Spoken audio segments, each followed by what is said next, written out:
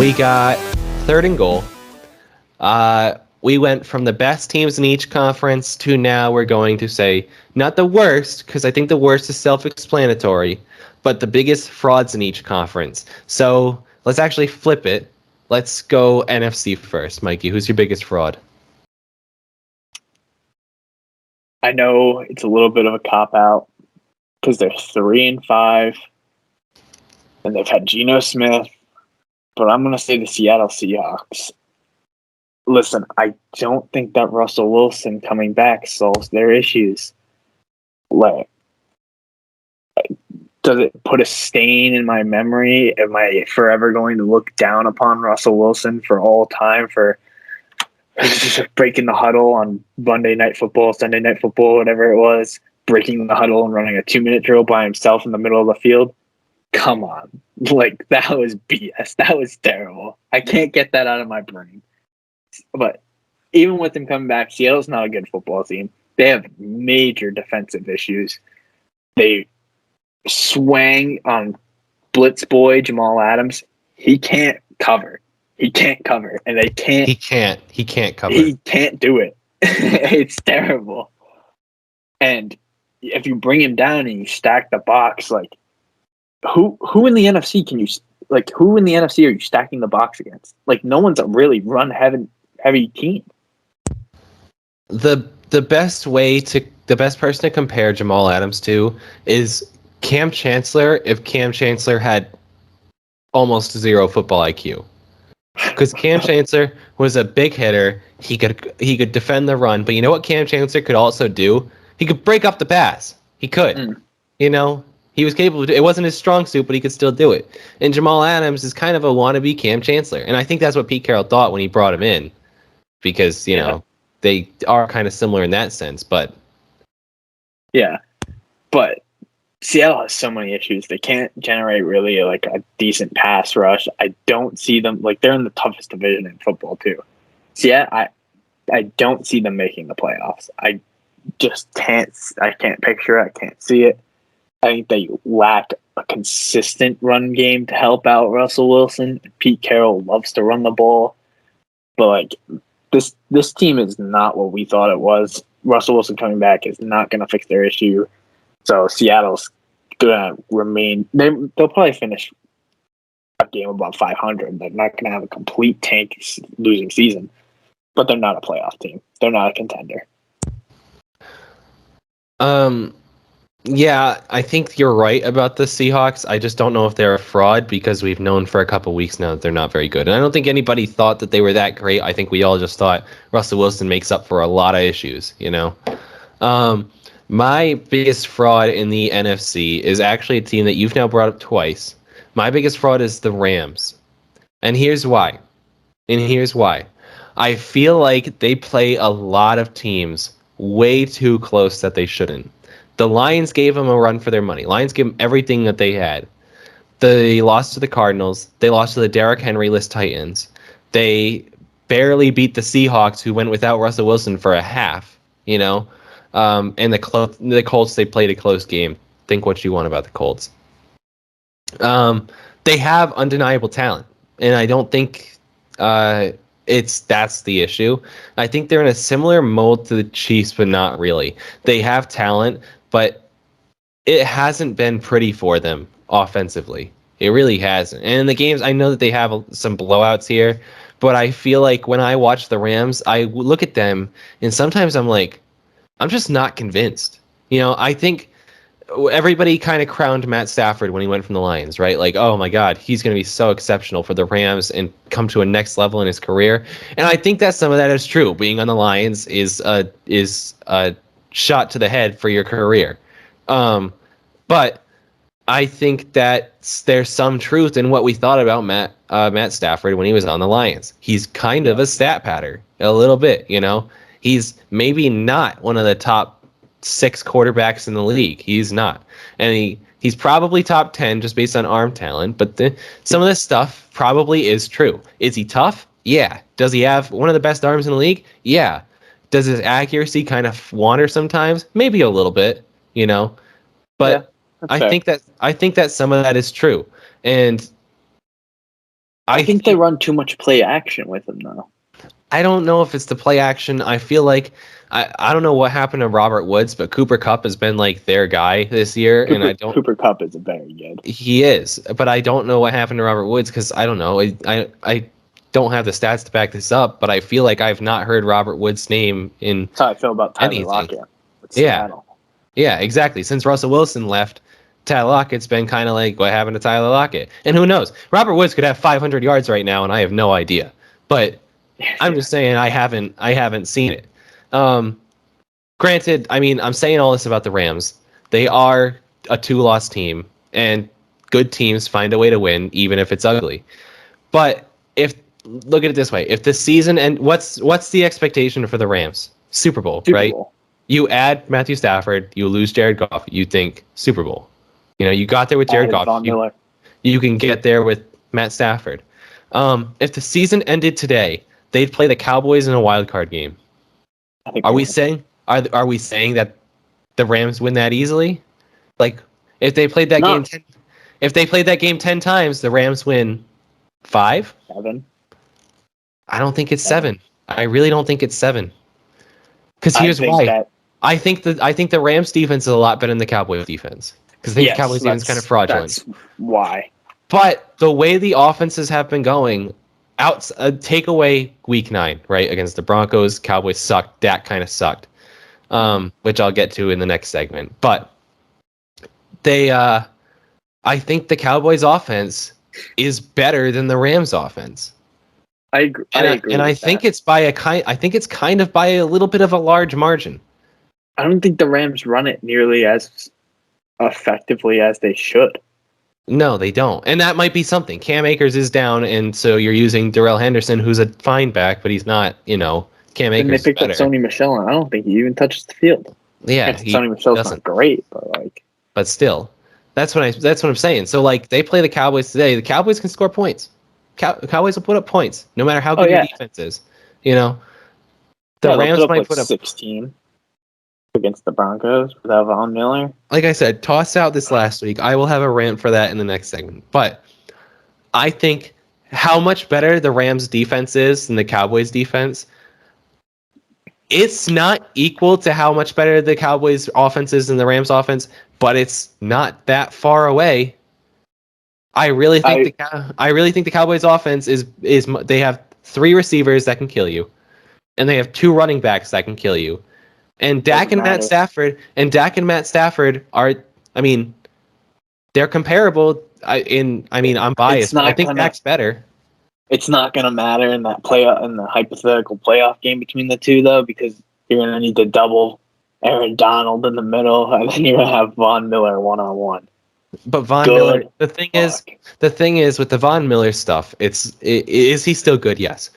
Is he the player he was 4 years ago? No. Not the same in 2015. No, but he's a good player, but he's not at the level of I think he's going to get rejuvenated. I think we're going to see Von Miller. He's going to come out with a fire and a vengeance. See, I don't he's been on the Broncos. The Broncos weren't going anywhere, and everybody knew that. Yeah, but I think at his age, and Von Miller was kind of a. This is his last hurrah.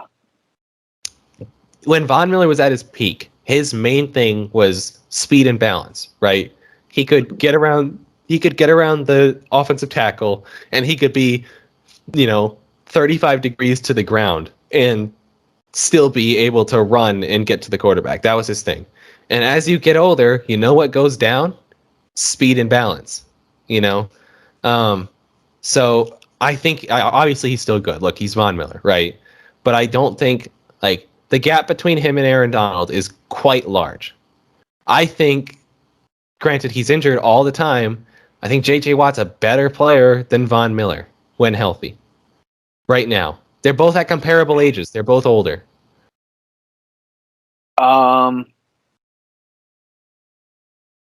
Yeah, I guess I would agree with that, but like I said, I don't think Von Miller has been necessarily all in since the Broncos kind of just. I get that, but at some point, it's dude's old. He's not as good as he used to be. Is he still good? Yes. Is he still a good addition? Yes. But I don't know. I don't think it's the same thing as like if 4 years ago you said Von Miller and Aaron Donald on the same defensive line, you'd say, "Oh, good luck." Oh, oh yeah, the game's over. You're never gonna block. You'd have to double ever. team them, both of them. You'd have to You'll double team finish. both of them. You'll finish with They could- 17 sacks. I honestly think that they could start rushing 3 and drop people back into coverage, and I think that's what they'll do late in games. And I think that's a big advantage for them. But I still just have a hard time trusting them. They play bad teams close. They do. They do. And granted, like I said, good teams find a way to win close games, even if it's ugly. But they've had a lot of ugly games for what we expected from them. So let's move on to the AFC. Who's your biggest fraud in the AFC? For me, it's the Cincinnati Bengals. I love Joe Burrow. I really do. I don't trust them. I don't trust the defense fully. I think they jumped out of the gates a little quickly. They might be a little bit too far ahead. I think we thought this was going to be like a 3 to 4 year rebuild. Like, we didn't expect the Bengals to be where they were. Oh God, no. We didn't expect that at all, for them to be where they are. And Joe Burrow has like clearly set a tone in that locker room. Like, hey, losing here, losing under me, unacceptable. With that said, I don't trust Zach Taylor. I don't know what he does well. Like, I've never heard anything great about Zach Taylor, but I've never heard anything bad about Zach Taylor. So, like, I don't know where that goes. I don't think he's capable of competing with some of the coaches that are at the top of the AFC. Mike Vrabel's an excellent coach. Bill Belichick is Bill Belichick. John Harbaugh is John Harbaugh, like Andy Reid. So, like, I don't see the Bengals really being a threat. I don't, even if they make the playoffs, because the AFC North is such like a slugfest. Like, just everybody's gonna beat whoever, and it's gonna be like a last man standing scenario in that division. Whoever comes out on it.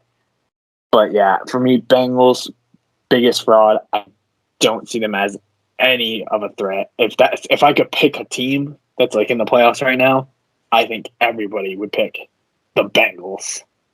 Like, I want to play the Bengals. Yeah,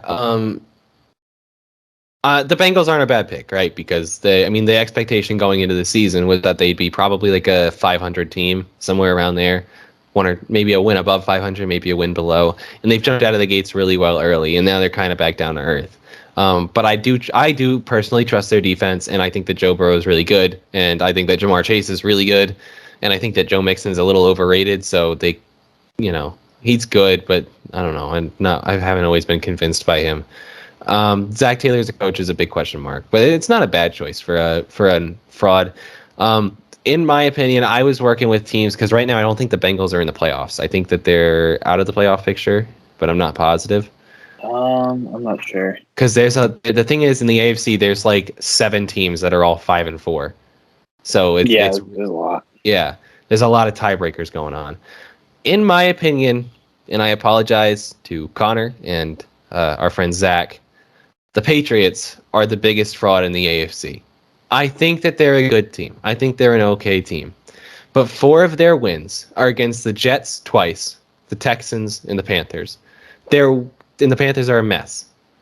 Their best win came against the Chargers, where they won by 3, right? And the Chargers are one of those teams, they're kind of weird, where they maybe win some games that they shouldn't, but they lose some games that they probably shouldn't.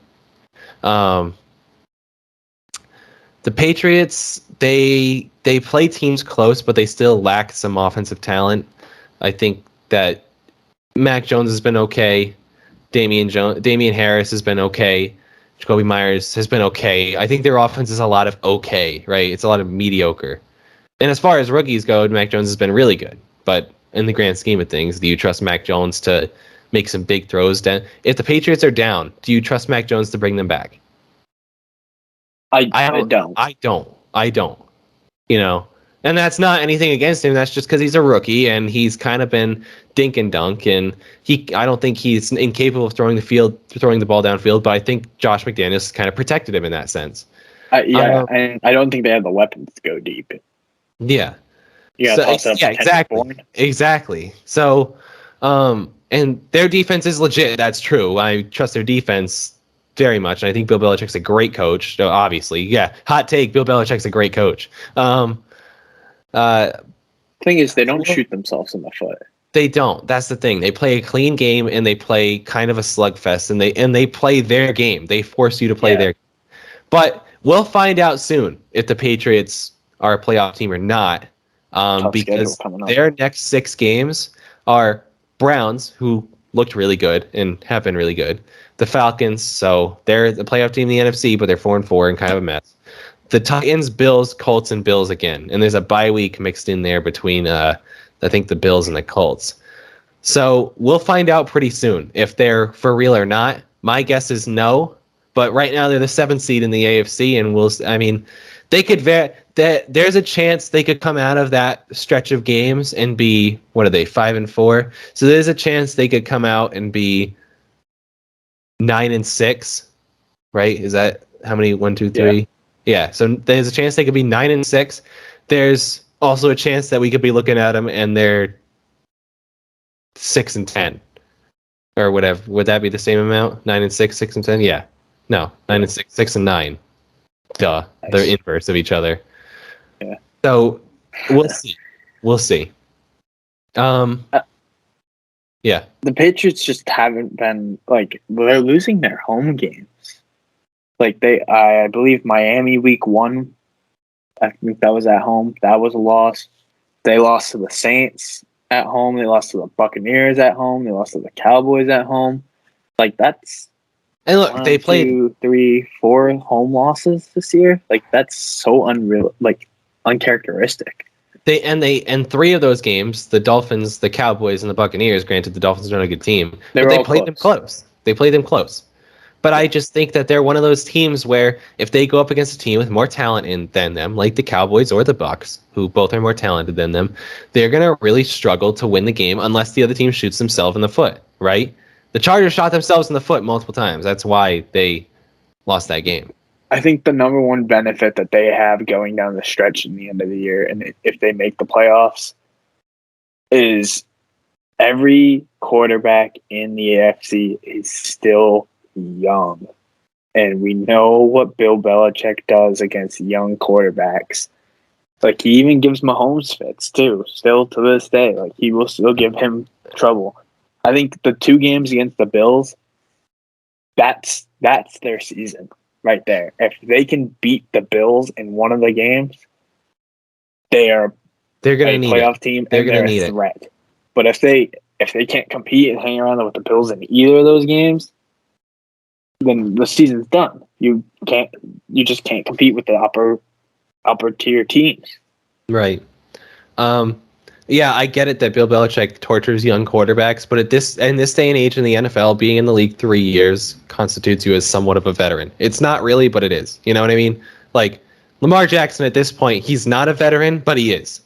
Josh Allen is not a veteran, but he kind of is. So, this is Patrick Mahomes' 4th season. 4. Yeah. I think, there's not that many old quarterbacks. Exactly. The talent pool that's coming out of college is just too great. Exactly. It's the young guard. Dak Prescott is an old quarterback compared to some of these guys in the NFL. Oh, yeah. Dak Prescott might not even be 28 yet. He might be 28 right now. And he's considered an old quarterback. Yeah. So, I don't know. I think the Patriots are a good team. I think they're building, but they still need talent. So they're the biggest frauds. They're not a playoff team, and right now they're in position for the playoffs. So, like I said, 4 wins against 3 teams with, what's the combined wins between the Jets, Texans, and Panthers? Is it like 6? Not much. I think the Panthers have 4, the Jets have 2, and the Dolphins have 2. They beat the Chargers, though. Texans have 1.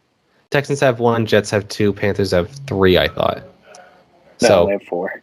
It's They so were 4 well and 4. either way. I think So that's 5. that's seven wins total between 3 teams. It's not great. And the Chargers.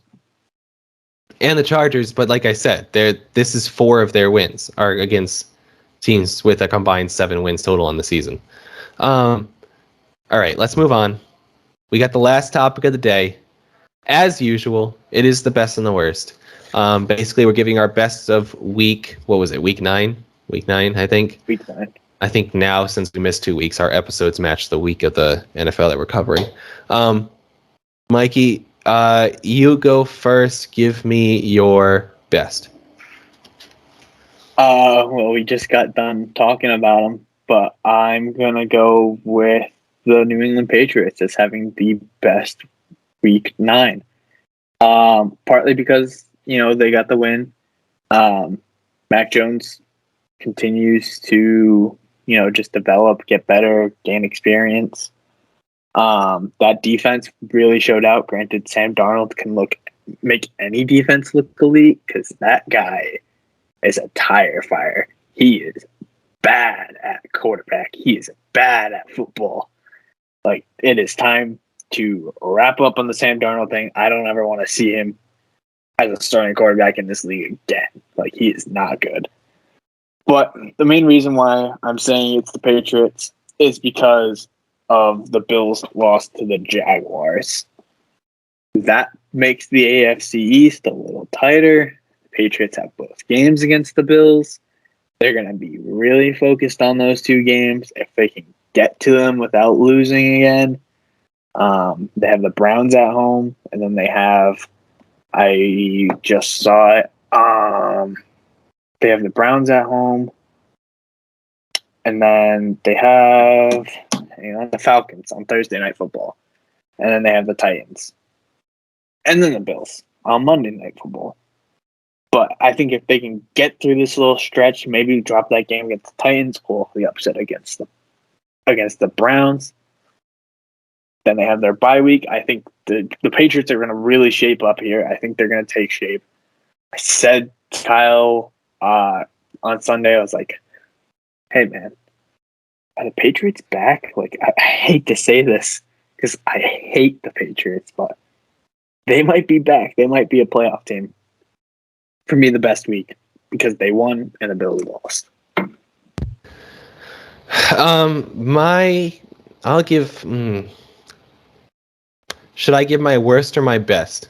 If I give my worst, we can end on a good note with my best, or we can just end on a bad note with both our worsts. Best. Give my best? Yeah. All right. My best of the week. Ravens come back to beat the Vikings. Lamar Jackson solidifies himself in the MVP conversation, I think, personally. Proves so many doubters wrong, so many haters wrong, including yourself. I have never rooted for Lamar Jackson more in my life than this year because he's putting on a clinic. He really is. He's putting on a clinic on how his play style can win you games and how he can adjust to throw when he's from behind and he can manage game flow. I think it helps to have a kicker bail you out against the Lions because he kicked a 65-yard field goal. Okay, that's fair, but at the same time, Lamar Jackson has led 3 10-point comebacks, something that people said he couldn't do. And it's looked really good. Look, he threw 2 picks in that last game and 1 in overtime, but the 1 in overtime, if you watch, it was just a great play by the defensive lineman. He threw it, and the guy tipped it up in the air and caught his own deflection. It's just a great, like, you can't, that's not a bad read by Lamar. That's just a great play on the other side of the ball. So I think he's in the conversation. He is right there with Kyler Murray and Tom Brady and Josh Allen for, I don't know if Josh Allen's really in that conversation right now. I'm just kind of hoping for it because I do have a bet on him. But he's in that conversation. He is that Ravens offense. And this week he showed out. He threw for more yards than Kirk Cousins and ran for more yards than Dalvin Cook this week. In that same game, he was the best player on the field, and he's been the best player on the field pretty much week in, week out, and he's really showing. And the guy's electric. I don't know how you can hate him. The guy's electric because he's There's nothing on the field that this guy does where you're like, oh man, that was boring. Like even when he's making a bad play, you're like, damn, that was really exciting though, you know. So that's I my bet on him best. every week. I bet on him every week. I think he's putting himself in the MVP conversation for sure. It might not look as pretty, I think, as his MVP year, but I think that he's still up there. All right. Do you want me to give my worst, or do you want to do your worst last? I'll let you end it on your little rant that I can feel is impending. So I'll go first. Quick honorable mention, because I'm not going to pick them, and I'm pretty sure you're going to pick the Dallas Cowboys. Spoiler alert. Quick honorable mention to the Bears, and to the NFL referees for that egregious taunting call. That was complete and utter chaos. But my pick is the San Francisco 49ers organization. Things are getting hot in the kitchen for Kyle Shanahan. I'm really glad you brought this up because I completely forgot about this. But yeah. Losing to Colt McCoy and the Cardinals. Not great. Kyle Shanahan he can't win without Jimmy Garoppolo. Oh, look what he's had. He's supposed to be an offensive genius. He's supposed to, the little wonder kid over here. And I get that it's hard. I get that it's hard to win. And then they go and, come all the way up in the draft, trade, mortgage the future for Trey Lance. Well, I mean, they're 3-5 now, right? Let's just put Trey Lance out there. Let's see what he's got. I think he's been hurt. But as soon as he's healthy, put him in now. You got to see what the kid's got. You got to see if this was a good decision. But things are getting very, very, very hot in the kitchen for the 49ers. Kyle Shanahan's getting some fire. I mean, John Lynch, made this wild move for Trey Lance. I don't know if it's going to work out. Trey Lance hasn't done anything too spectacular in the few times that we've seen him this season. And Jimmy Garoppolo, what's going on with him? How much are you going to be able to get for Jimmy Garoppolo? Yeah, so here's the thing. So the Niners their defense has been disappointing this year, right? Yeah. They're not as good as they were in the past. Not that they're awful, but they haven't been as good. And the offense has been operating from a point of talent deficit for I think the past couple of years, right? Deebo Samuel is their number one receiver. How many receivers in the NFL are you taking over Deebo Samuel? I can name 3 Cowboys receivers I take over Deebo Samuel right now. This is a lot, but I do think that Deebo Samuel is a good receiver. He's a good guy. He's a good receiver, but he's a 2. There's no doubt about it. He's a 2. Brandon Ayuk has been disappointing. He's been disappointing. I thought he was going to take a step, and he's been really disappointing. So I think it's kind of being exposed. And look, I don't think Kyle Shanahan's a bad coach. I think that he's a different mold of offensive genius, because when we think of offensive genius, we think of, oh my God, these quarterbacks putting up monster stats, But run-first team. Kyle Shanahan has always been a run-first guy, right? That's the whole Shanahan tree, is you run the ball to establish everything else. And the 49ers, if they do one thing really well, maybe not so much this year, but if they do one thing really well, it's run the ball, I agree with you. I don't know is Trey Lance still injured? Is that what's going on? Because if he's not, there's no reason for him not to be in games right now. You have to know what you have. You're 3-5. All right, you're in the NFC. In that division, it's over. It's over. Right, exactly. Yeah. So now's your opportunity. Put him in. Make him have to read defenses, get him that play time. Because the Jimmy Garoppolo era in San Francisco is over. Done. You've just damaged his confidence. Right. You've damaged his confidence. You've damaged his trade value, because now teams are like, why the hell would I want Jimmy Garoppolo? And guess what? As much as I don't think Jimmy Garoppolo is an awful quarterback, because I don't think he is. I think he's perfectly fine at managing a game. No, he's somewhat. going to be I think expensive too. he's got instances where you're like, damn, Jimmy, that was one of the worst throws I've ever seen in my life, and you missed him and he was wide open. But Throw I some think mallards. Jimmy Garoppolo's biggest issue is that he can't stay healthy to save his life. He can't. Every week, this guy's on the injury report. But that like also brings up the question: did they feel like they're not in a spot to go and push? Is that why they traded up and kind of like we're like, oh hey, let's focus on the future? Did they think internally like, hey, we're not going to compete? Because like that is a huge question mark because you didn't get better. Like that first round draft pick, you need that guy to come in and have an instant impact. Well, here's the position that the 49ers were operating from. Is they were in a Super Bowl 2 years ago with Jimmy Garoppolo. So they believed that they were a playoff team. They believed that they were a Super Bowl contender. But they thought that they were limited at quarterback, right? So you move up, you take Trey Lance. He's supposed to be the future. But you're still in a position where it's like, we have a chance here. So you got to start Jimmy Garoppolo. And now the season hasn't gone as planned. So it's like this young guy who you invested draft capital in, big draft capital, a first round pick, number 3 selection. From a D2 school and he hasn't played in 2 years.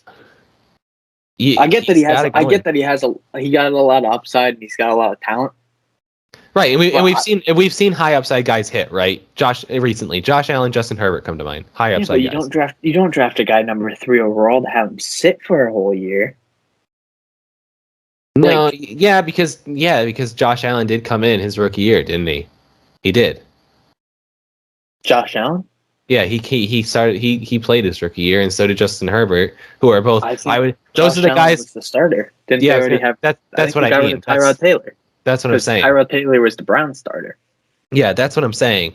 I'm agreeing with you. Is that because those are the guys that I kind of compare him to, is high upside guys that we're not sure on. Josh Allen from Wyoming, Justin Herbert. There are question marks. Not really sure why at this point, but there were. We've had other high upside guys. Lamar was kind of a high upside guy, right? But he was taken 32nd overall. Exactly. So there's a difference between being taken 32nd and being taken 3rd. 32nd, Lamar ended up playing his rookie year, but they could have sat him for 2 years and nobody would have batted an eye. I don't think nobody questions them sitting Jordan Love, right? And that's not just because Aaron Rodgers is there. It's because he was taken 27th. You know. Yeah. So you can sit him. They could. They did trade up to get him, but still, right? Like nobody questions. That move didn't make any sense. You're in the NFC Championship game, and then you go and draft a quarterback. Like, come on, you're so close. If Jordan Love was taken 3rd, though, I don't care who's your quarterback. You're thinking this guy's gonna get in, you know? Yeah. So there's a difference. But yeah, you're right. The 49ers, I don't think Kyle Shanahan's on the hot seat per se, but they got to figure it out. They got to figure out where they're going, what they're doing, and quickly. I think he still has time, but like, I think we always like, at least me anyways, I was always like, oh, the 49ers, they're a good team. They're not. Right. They just aren't. I still do now. If I saw the 49ers on my schedule, I'd be like, damn, this is going to be a close game. Yeah. You know? Which brings me to my worst, because it was not a close game this weekend. It was pretty terrible. It's the Dallas Cowboys. I had to bring them up this show because, as I said before, anytime anything is going wrong, anything is going right for the Cowboys, it is bound to go wrong. Every time. It's like clockwork. Every time I start to get my hopes up thinking, man, they're contenders in the NFC. They might be NFC favorites. Stephen A. Smith, the biggest Cowboys hater in the world, had them number 1 on his list of NFL teams. Build me up to let me down. And then they go and they drop an absolute egg and lose 30-16 to the Broncos, and it was not that close. The 16 points were in garbage time. That's a 14-point game. They didn't score 16 points until the 4th quarter. Yeah, they were down. They had 0. One of the best, most electric offenses in the league this year had 0 points in going into the 4th quarter. It was not. Yeah. It was not close. Dak Prescott, I love the guy, and I will defend him to world's end. He sucked that game. He was pretty. He was pretty terrible. Trayvon He Diggs looked. got owned a couple times. Dak Prescott looked how we thought he might look in week 1, coming Exactly. off that surgery. Yeah, exactly. Dak Prescott looked like a guy. It's weird because it's almost like a lag effect. Dak Prescott looked like the guy that missed the entirety of last season, right? Yeah. Maybe daylight savings got him. So, like I said it before. I've been a Cowboys fan long enough to know this is a game where they get let down. The Broncos and you know what? It was the perfect recipe because the Cowboys were on fire, right? People naming them the best team in the league, best team in the NFC at minimum. You know, the offense clicking on all cylinders. Zeke having a rejuvenant year. Zeke's looked like the number one back that they paid him to be. Amari Cooper's been great. CeeDee Lamb's Tony been great. Pollard is explosive. Tony Pollard's been great. Trayvon Diggs has been great, and we talked about him earlier, so I won't really say too much now. I will say that I do still think he's a good cornerback. They're going to get Gallup back. The defense looks. Your tight ends have been good too. Dalton Schultz has been awesome. Dalton Schultz has been awesome. He's coming alive. Yeah. And they came into this week with all those expectations, and the Broncos come in, and they're just one of those teams, man, where they're just frisky enough, right? Like they're not terrible, and they're just frisky enough. And I knew I should have trusted my gut. I knew this is a game. This is just going to be one of those games. And I honestly, to be honest with you, I didn't think that Teddy Bridgewater was going to look like the second coming of Joe Montana. But I thought they'd lose. I thought it might be a game where it's ugly and they lose like 14-17, something like that. Some kind of low scoring affair, 24-21. And, the Cowboys just go out there and exceed all my expectations. Kind of got come boat out. raced. Yeah. Just every time the Broncos went down the field, I was like, it's who I am as a Cowboys fan, right? I can't help but have expectations. And I was like, it's okay. They're going to come back. They're going to come back. 7-0. They're going to come back. 14-0. They're going to come back. 30-0. There's still the second half. They're electric. Yeah. They can come back. And then zeros hit on the third quarter clock. And I'm like, this game's over. This is over. This is who the Cowboys are. And it was like you were watching the game, waiting for them to click, waiting for them to get a pop, big explosive play, or maybe a turnover or something, and get the touchdown. Everything was gonna smooth over. Everything was gonna be all right, and it just never happened. It never happened. The turning point of the game, and the point where I knew it was over, was when they blocked that punt. And it still went past the line of scrimmage, and one of the guys tries to catch it, and it bounces off his shoulder pads, and the Broncos recover it before the first down marker. So I'm thinking, our ball, right? Our ball, 20-yard line. Awesome. Flip the game script. And then the Broncos offense trots back out there because apparently there's a rule where even if it's blocked, if you touch it past the line of scrimmage and the punting team picks it up, first down them. Who knew? I didn't. So, and the worst part, the very, very worst part about this game, I can't blame it on Mike McCarthy. That's the worst part about this game, is Mike McCarthy didn't really do anything wrong. Now, trust me, I'll find a reason they weren't prepared and they lost to the freaking Broncos, all right? I can find a reason to blame Mike, all right? Fat Mike isn't getting out of the blame here, but it wasn't a close enough game for him to screw up clock management. Exactly. It wasn't a matter of clock management. It wasn't a matter of undisciplined penalties. It was just they sucked. So I can't be like, oh, damn, Mike McCarthy coming back to strike again. Although the decision to go for it on fourth down in those I think their two first opening drives, they went on. I forgot about that. 0 for 3 on fourth down. Right off the bat. Bang, bang, bang. 0 for 3. 4th and 1, 4th and 1.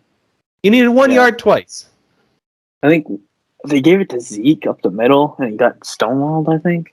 Yeah, it was a great play by Justin Simmons on one of them, and then the other one got batted down, and it was ugly.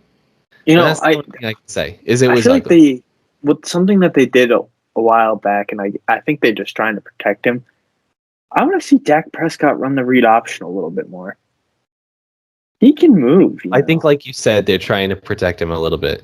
And I don't think that he's afraid of the hit because I've seen it before this season where he kind of, he takes a hit and I'm like, oh, Dak, don't do that, because if Dak goes out, our season's over for sure. But what do you mean? You got Cooper Rush. I think that they're definitely trying to protect him in a sense of like they don't want him to get hurt. Not that Dak is too timid. Yeah. And the thing is, I can only hope, this is the worst part about being a Cowboys fan, is I can only hope that this starts a losing streak.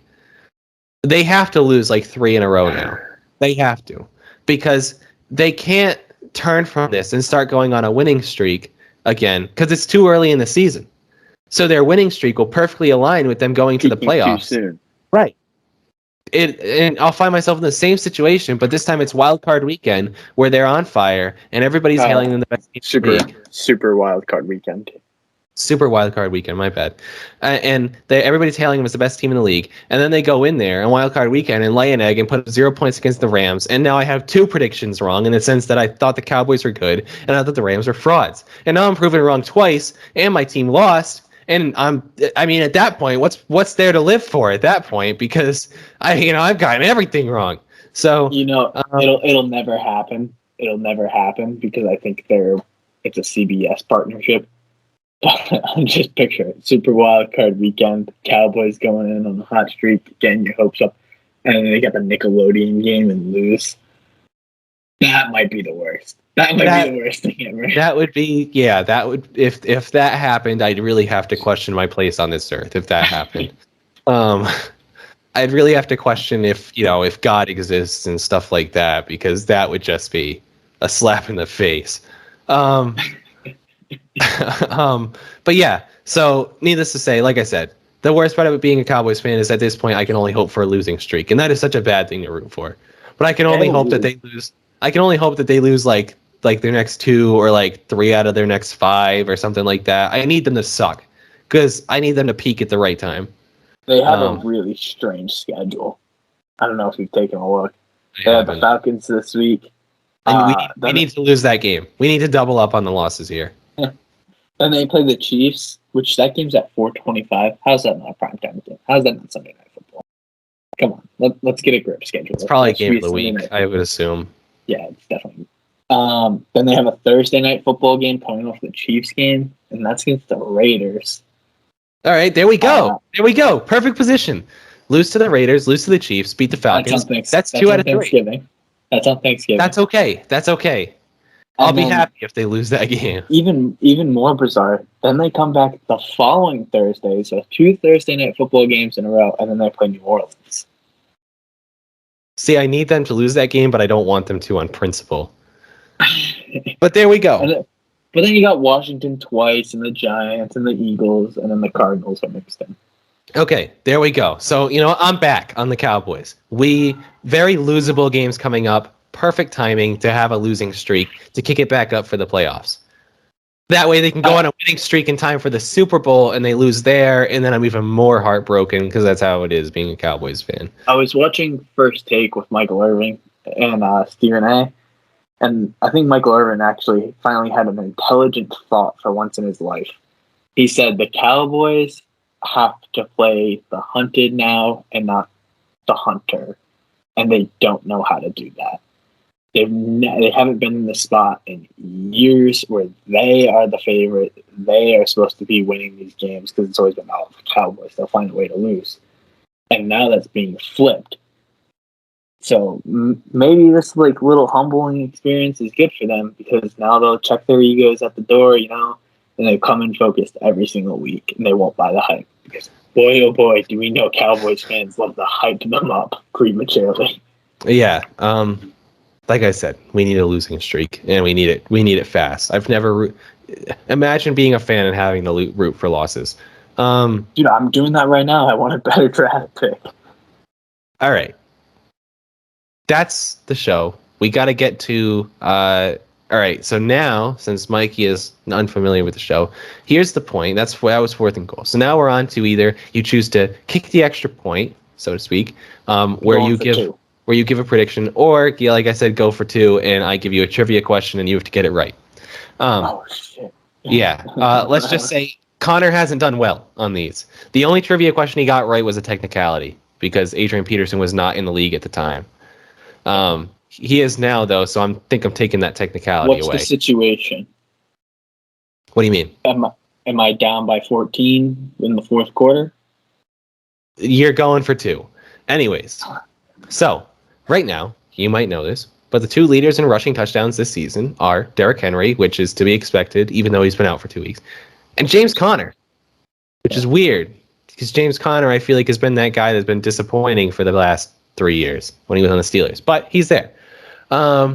Which brings us to our trivia question this week. Who is the all-time leading rushing touchdown single season leader? So single season rushing touchdown leader all time. LT. I will take a name and bonus points if you can get the amount he has. Oh, this isn't multiple choice? No, it's not multiple choice. You just have to know it. Okay. That's why it's bad. It might be total touchdowns that I'm thinking of. I'm trying to think back up to my Madden days. I'm going with Danian Tomlinson, 22. You start out the season 1-1 because it is LaDainian Tomlinson, but you don't get the bonus points because it was 28 rushing touchdowns in one season. 28. Wow. Yeah. I thought I was having 22. 28, and that was at a prime time to be a running back because in 2006 he set the record at 28. The season before, how many receiving touchdowns did he have? I don't know. He was do it all. Oh my god! But they didn't pass it back as much back then. But he broke the record in 2006 that was set the season before by Shaun Alexander with 27 in a season, he broke the record that was set 2 seasons before by Priest Holmes, who also had 27 rushing touchdowns in a season. So the early 2000s, Connor and I have talked about it. It was a weird time. Like I think Jamal Lewis is one of the all-time rushing touchdowns. Yeah, that's insane. I think Jamal Lewis, who was a good but not great running back for the Ravens and Browns, has like one of the best rushing seasons of all time in 2002, where he had like 1,800 yards or something, or no, 2,003 yards or something like that. Like he's top 5 all time. So the early 2000s, weird time. All right, that's the show. Thank you guys so much for watching. If you haven't already, if you're watching part 2, go back, watch part 1. And then I'm not sure if I'll split this into multiple, like by segment. I haven't decided yet. But if you've already watched part 1, thank you so much. Drop a like on the video. That means a lot. Comment anything that you disagreed with us on, anything that you want to see us cover next week, any ideas for the show going forward, and subscribe to The Clutch Gene, which makes this show. I don't know if I said The Clutch Gene or First and Goal at the beginning of the show, but subscribe to the Clutch Gene podcast and turn on the notification bell so you know when we drop podcasts. And I promise you, we won't have a gap like we did the past couple weeks. That was kind of just weird timing. 2 weeks ago, we were both really busy and ended up not being able to watch the games on Sunday. So how can you have opinion if you didn't watch the games? You can only get so much from highlights. And then this last week, I was sick. I had a cold, not COVID, cold. So I was dealing with that. So we're back on track. We got 9 episodes for 9 weeks. Thank you so much for watching, and have a great rest of your day or night.